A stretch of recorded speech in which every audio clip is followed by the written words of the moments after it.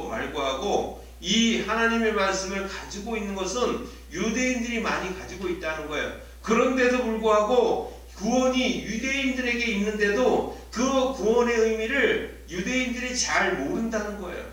자기들이 소유하고도 잘 모르는 것. 구원은 유대인에만 있는 것은 아니지요. 사마리아 여인에게도 예수 믿기만 하면 구원이 있는 거예요. 아멘. 지금 사마리아 여인 앞에 있는 이 예수만 믿기만 하면 구원받는 거지요. 그런데 유대인들의 말을 하는 거예요. 유대인들이 율법, 다시 말해서 하나님의 말씀, 택한 족속, 선민적인 그러한 백성으로 인침을 받았음에도 구원이 있음에도 알지 못한다, 이 말씀을 하는 거죠. 그러면서 예배라고 하는 것에 대하여 이 두 번째는요, 바로 교훈을 우리에게 이렇게 주는 거예요. 15절부터 24절의 말씀은 바로 하나님께 예배드림을 의미한다는 거예요. 이 생수는 예배라고 하는 것을 끌어왔어요.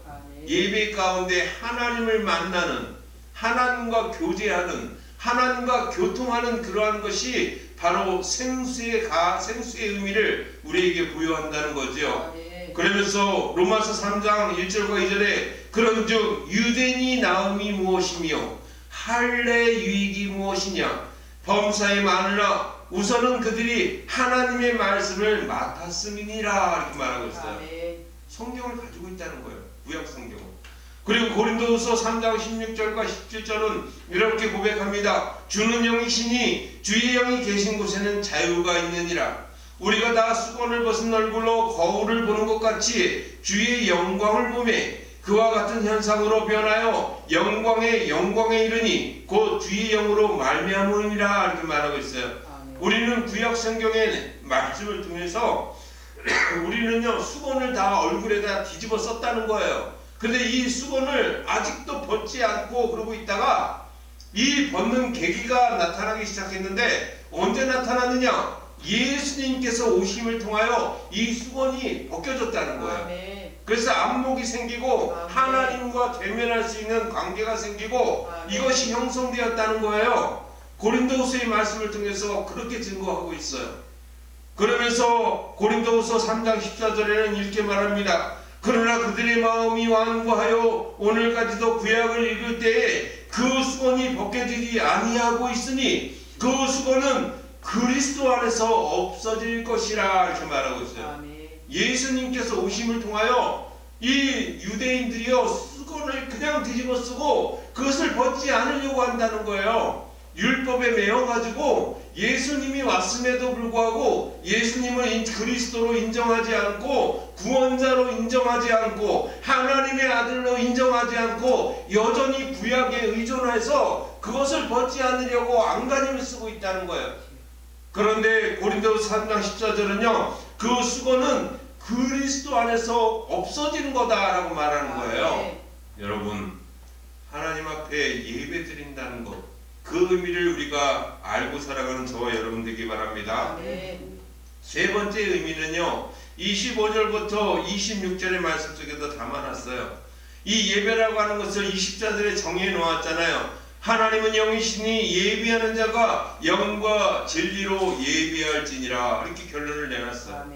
그리고 25절과 26절은 우리에게 이렇게 말합니다. 여자가 이르되 메시아 곧 그리스도 하는 이가 오실 줄을 내가 아노니 그가 오시면 모든 것을 우리에게 알려주시리이다. 예수께서 이르시되 네가 말하는 내가 그라시니라. 네가 말하고 있는 그 메시아 그리스도 구원자라고 하는 이가 누구냐? 네 앞에 있는 바로 나다, 이렇게 밝히시잖아요. 예수님이 숨기지 아니하시고 사마리아 여인 이 외부인에게 여러분 단번에 말씀하고 있어요. 생수는요, 어떤 의미를 가지고 있느냐? 세 번째는요, 구원을 의미한다는 거예요. 예수 믿으면 구원받는다. 바로 메시아 그리스도 되신 분을 그 코앞에 놓고도 이 사마리아 여인 이방인이 그를 알아보지 못하잖아요. 근데 예수님이 그 여인에게 그 그리스도라고 하는, 그리고 메시아라고 하는 그분이 오면 우리에게 다 알려준다고 합니다. 그러니까 예수님이 그가 바로 나야 라고 밝히고 계신다는 거예요. 네가 알아보지 못하는데 내가 너에게 알려줄게. 그가 바로 나다라고 말하고 있어요. 아멘. 나 믿으면 구원받는다라고 말씀하시는 거예요. 아멘. 이 메시아나 그리스도는 구원자라는 뜻이잖아요. 그 메시아, 다시 말해서 생수는 구원을 의미한다는 거죠. 마가복음 14절 61절과 62절에 이렇게 말씀하였습니다. 침묵하고 아무 대답도 아니하시거늘 대제사장이 물어 이르되 네가 찬송받을 이의 아들 그리스도냐? 예수께서 이르시되 내가 그니라. 인자가 권능자의 우편에 앉은 것과 하늘 구름을 타고 오는 것을 너희가 보리라 하시니 이렇게 말씀하고 있어요. 이 말씀은요, 사실 예수님께서 대제사장 앞에서 내 성전을 다 헐어버리면 내가 3일 만에 다시 지으리라 이렇게 말씀하셨거든요. 그랬더니 그 말씀을 가지고 이 많은 사람들이요, 예수님을 조롱하는 거예요. 예수님을 조롱하니까 그런데 대답을 안 하셨어요. 그러다가 침묵하고 계시다가 대답을 딱 하셨다는 거예요. 침묵하고 있으니까 대제사장이 속이 터져가지고 물어보는 거예요. 예수님한테 네가 찬송받을 이의 아들 그리스도냐? 네가 정말 하나님의 아들이야? 이렇게 물어본 거예요. 그 예수님께서 뭐라고 대답하시니까 내가 그다라고 말씀하시면서 인자가 권능자의 우편에 앉은 것과 하늘 구름을 잡아오는 것을 너희가 보리라 이렇게 말씀하셨거든요. 대제사장한테 얘기한 내용이에요.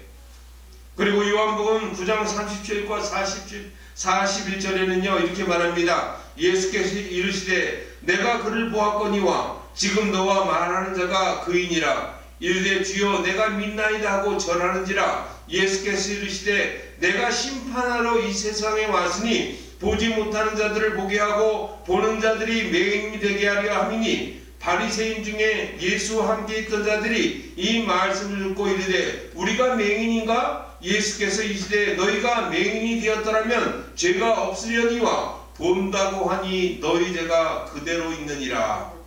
나면서부터 앞을 보지 못하던 한 장애자가 있었어요. 이 장애자를 예수님은 측은히 여기시고 그 장애자의 눈을 뜨게 해주셨거든요. 뜨게 해주니까 많은 사람들이요, 이 날 때부터 맹인이었던 앞을 보지였던 그런 장애를 가지고 살아왔던 그 남자아이를 부모까지 데려다가 신문을 해요. 근데 신문을 하니까 이 눈을 뜬 그 장애인이 내가 누군지는 모르겠지만 내 눈을 뜬 사람이 있습니다. 뜨게 해준 분이 있다는 거예요. 그러니까 부모를 데려다가 신문을 해요. 뭐라고 하냐면 이 어렸을 때부터 이렇게 낳았던 소경으로 낳았던 아들 아니냐, 그러니까 낳았습니다. 근데 누가 뜨게 해줬느냐 이렇게 말하니까 부모가 그 사람들한테 책망을 받을까봐 사마리아 이 바리새인들이 신문을 했거든요. 그러니까 바리새인들한테 고통을 받을까봐 뭐라고 말하냐면 이 부모조차도 이렇게 대답해요. 그도 이제 성인이니까 나한테 묻지 말고 그 성인인 내 아들에게 다시 물어보세요. 그래서 그 아들이 예수님이 오신 걸 보고 예수님을 보고 그 예수님한테 말하는 거예요. 저분께서 나를 그렇게 고쳐주셨다. 이렇게 말을 하니까 그 바리새인들이 그 예수님을 바라보면서 뭐라고 말하냐면 예수님께서 그 눈을 뜨게 해줬던 그때가 언제냐면 안식일이었기 때문이에요. 바리새인들이 바라보는 안식은요, 일하면 안 되거든요. 하나님 때 거스린다는 거예요. 그러니까 그 안식일에 일한 예수님을 바라보면서 이제 트집거리를 잡는 거지요. 그런데 예수님께서는 이제 예수님께 나온 그 눈을 뜨게 해준 그분 예수님을 바라보면서 그 장애인이 뭐라고 말하냐면 아니 저분이 만약에 하나님의 아들이라면 내 눈을 떠주는 것이 뜨게 하는 것을 당신들이 믿어야 할진데 왜 믿지 않지요? 이상하네요. 이렇게 말한다는 거예요. 그리고는 예수님께서 이제 그 앞에 와서 절을 하니까 절하고 있어요. 예수께서 절을 하니까 내를 그를 보았거니와 너와 말하는 자가 그이니라. 이르되 주여 내가 믿나이다 하고 절하였다는 거예요. 그 장애인이. 장애인이 아니죠. 고쳐졌으니까 정산인이 된 거죠. 눈을 뜬 그가 예수님을 바라보고 절을 했다는 거예요. 그러면서 예수님께서 거기에 있는 바리새인들에게 말씀하시는 거예요. 내가 심판하러 이 세상에 왔는데 보지 못하는 자들을 보게 하고 보는 자들이 맹인이 되려고 합니다. 이렇게 말하니까 이 바리새인들이 화가 나가지고 예수님께 말하는 거예요. 야, 네가 지금 말하는 게 우리 보고 맹인이라고 하는 거야? 그러니까 예수님께서 그들에게 말합니다. 너희들이 맹인이라면 죄가 없었을 거야. 그런데 나를 본다고 하니까 죄가 있다. 이렇게 말해요. 역설적인 말씀을 통해서 그들에게 증거하는 거지요. 여러분, 구원을 주시는 분은요, 예수님을 정확하게 바라보는 것이 바로 구원을 받는 비결이 그죠. 오늘 말씀처럼 생수의 의미는요, 이 세 번째 구원을 주시는 분이 예수 그리스도다라고 하는 거지요. 아멘. 맹인의 삶을 사는 게 아니라 여러분 예수님을 바라볼 수 있는 이러한 식견과 여러분 안목을 가지고 살아가는 저와 여러분 되기를 바랍니다. 아멘. 오늘 생수 의미 세 가지를 가지고 말씀을 나눴어요. 그 첫 번째는 성령을 의미한다. 생수의 강이 넘쳐나는 것은 성령 받으면 그와 같이 넘쳐난다. 이렇게 말씀하고, 두 번째는 예배드림을 통해서 우리가 그 의미를 알 수 있다. 이렇게 말하고, 세 번째는 구원을 의미한다. 이렇게 말씀하고 있어요.